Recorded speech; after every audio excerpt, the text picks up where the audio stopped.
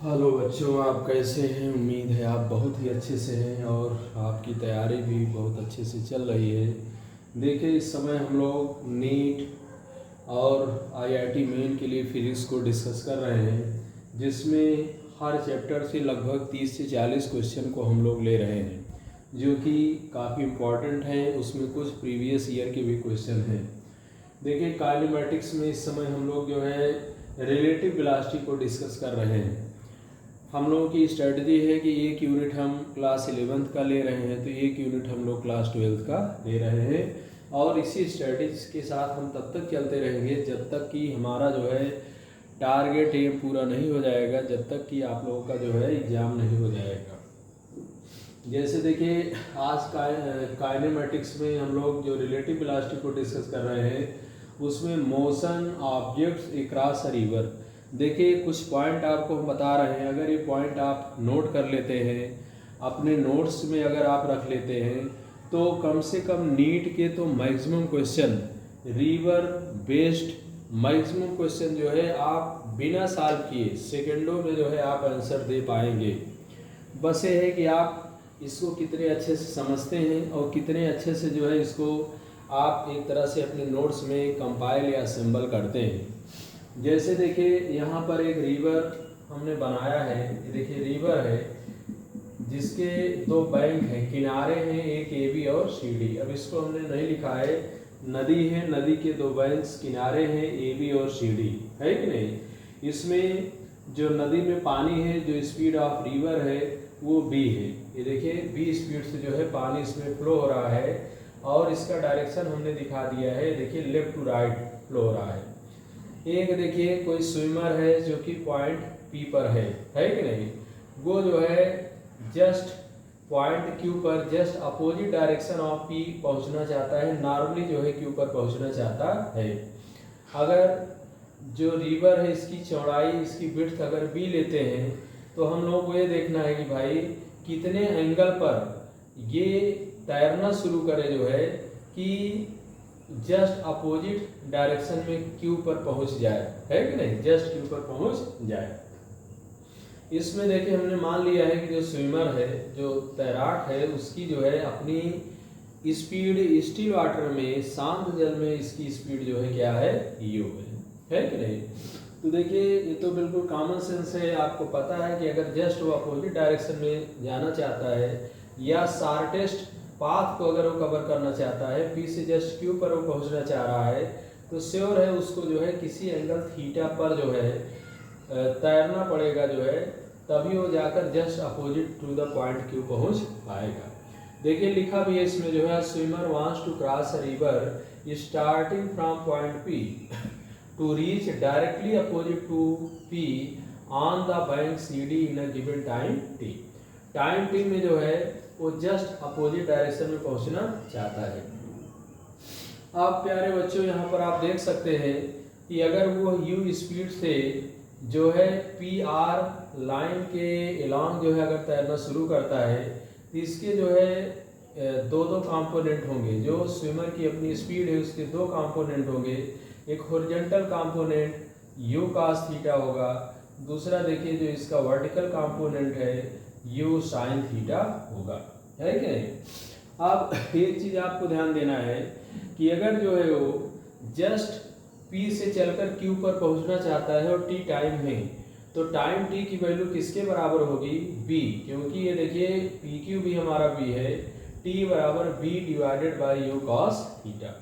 तो देखिए सिंपली ज़्यादातर पूछा जाता है क्वेश्चन में, भाई स्विमर है जस्ट अपोजिट डायरेक्शन में पहुंचना चाहता है, अगर जो है वो इतने समय में पहुंच जाता है, तो बताओ जो है वो कितने एंगल पर तैरा होगा, जबकि स्विमर की स्पीड इतनी है।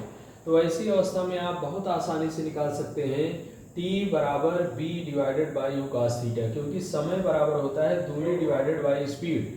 अब स्पीड हम पी क्यू के लॉन्ग लेंगे, क्योंकि u का जो हॉरिजॉन्टल कंपोनेंट है पी क्यू के लॉन्ग यू cos थीटा है, और स्विमर पी से क्यू पर पहुंचना चाह रहा है, इसलिए टाइम t बराबर हो जाएगा b divided by u cos theta, या t बराबर b divided by u cos theta.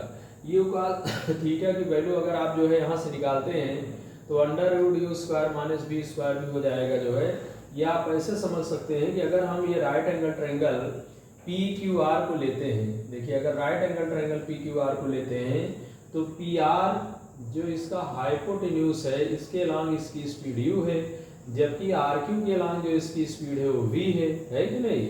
तो पी क्यू के अलांग जो इसकी रिजल्टिंग स्पीड होगी वो कितनी हो जाएगी, इसकी वैल्यू हो जाएगी under root u square minus b square.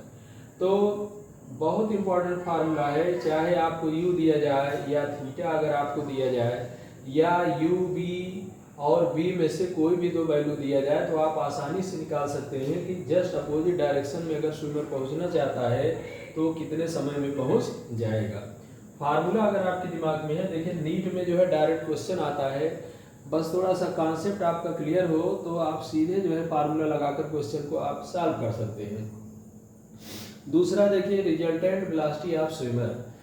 अब आपको देखना है कि जो स्विमर है उसकी रिजल्टेंट वेलोसिटी क्या होगी। तो भाई देखिए पूछा भी डायरेक्ट जाता है what is the resultant velocity of swimmer. तो स्विमर देखिए एक तो अपनी ओन स्पीड से यू से जो है पी आर की तरफ चल रहा है, लेकिन उस पर कॉन्टिन्यूसली एक स्पीड जो कि स्पीड या velocity of water flowing in the river है बी, वो भी काम कर रहा है। तो पानी के अंदर वो जंप की जब किया तो वहाँ पर देखिए यू और बी का जो रिजल्ट होगा, यू और बी का जो रिजल्ट होगा वही समझिए रिजल्टिंग स्पीड या रिजल्टिंग वेलोसिटी आपका क्या होगा, स्विमर होगा, और जो कि पी क्यू के लॉन्ग काम करेगा, क्योंकि देखिए यू तो पी आर के लॉन्ग है और बी जो है आर क्यू के लॉन्ग है। तो जो रिजल्ट काम किया, जो उसको खींचकर पी से क्यू पर ले आया, वो कितना हो जाएगा, u square minus b square, है कि नहीं। तो resultant velocity of the swimmer that is equal to under root u square minus b square. तो अगर जो है क्वेश्चन आपसे पूछा जाता है what is the resultant velocity of swimmer, तो डायरेक्ट इसको आप अप्लाई करके आप जो है सीधे जो है रिजल्टेंट वेलोसिटी को निकाल सकते हैं। तीसरा और इम्पॉर्टेंट चीज है the distance covered by swimmer.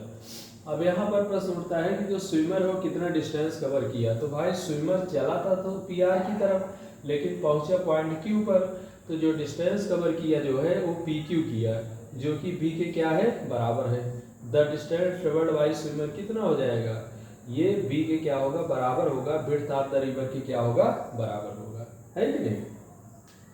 इसके बाद देखिए अगला पॉइंट हम ले रहे हैं for crossing the river in minimum time. कह रहा कि अगर जो है नदी को जो है मिनिमम टाइम में वो पार करना चाहता है तो ऐसी अवस्था में क्या होगा।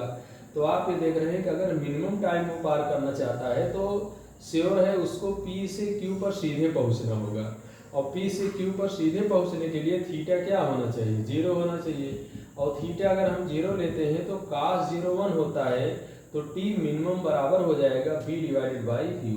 ये देखिए सबसे इम्पॉर्टेंट फार्मूला है, अक्सर पूछता है कि मिनिमम टाइम में, है कि नहीं, shortest path and minimum time. तो मिनिमम टाइम की बात अगर करें तो टी मिन बराबर हो जाएगा बी डिवाइडेड बाई यू।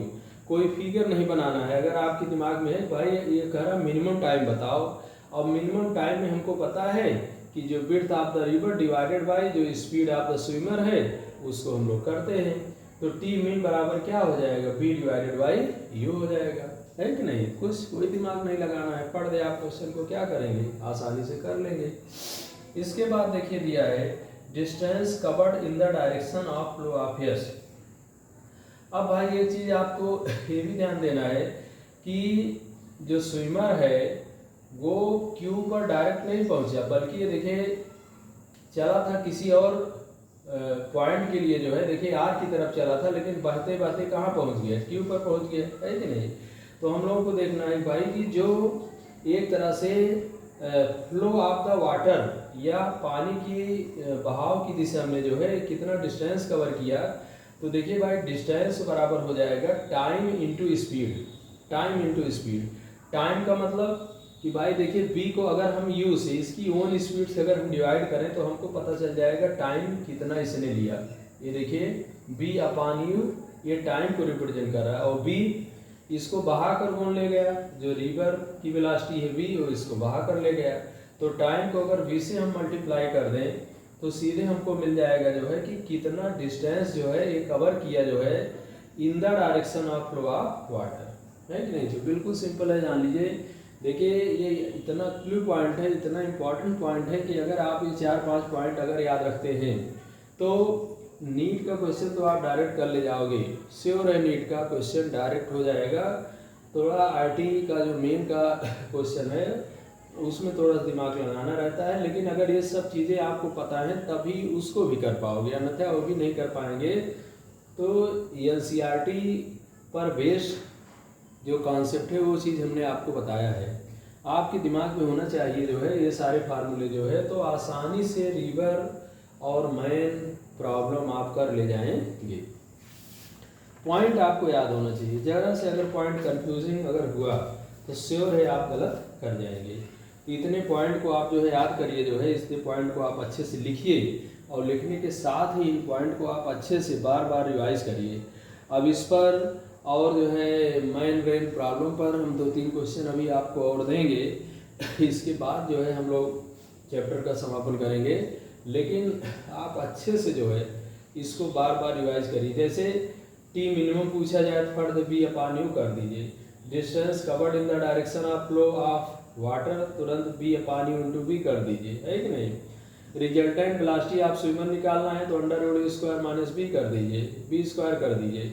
ऐसे जो है अगर आपसे पूछा जाए कि भाई बताओ पी से क्यू पर पहुंचने में कितना समय लिया, तो टी बराबर b upon u cos theta, या सीधे b divided by under root square minus b square करिए, है कि नहीं।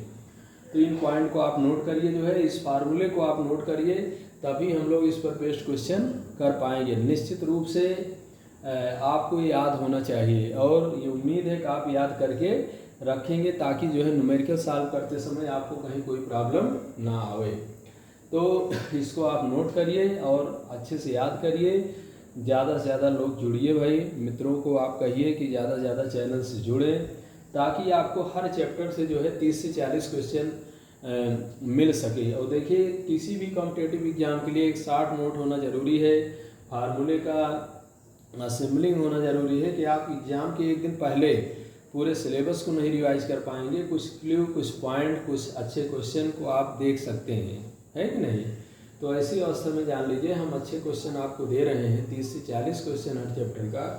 तो ज़्यादा से ज़्यादा जो है आप मित्रों को लाभ पहुंचाइए जो है और उनको जोड़िए। Thank you.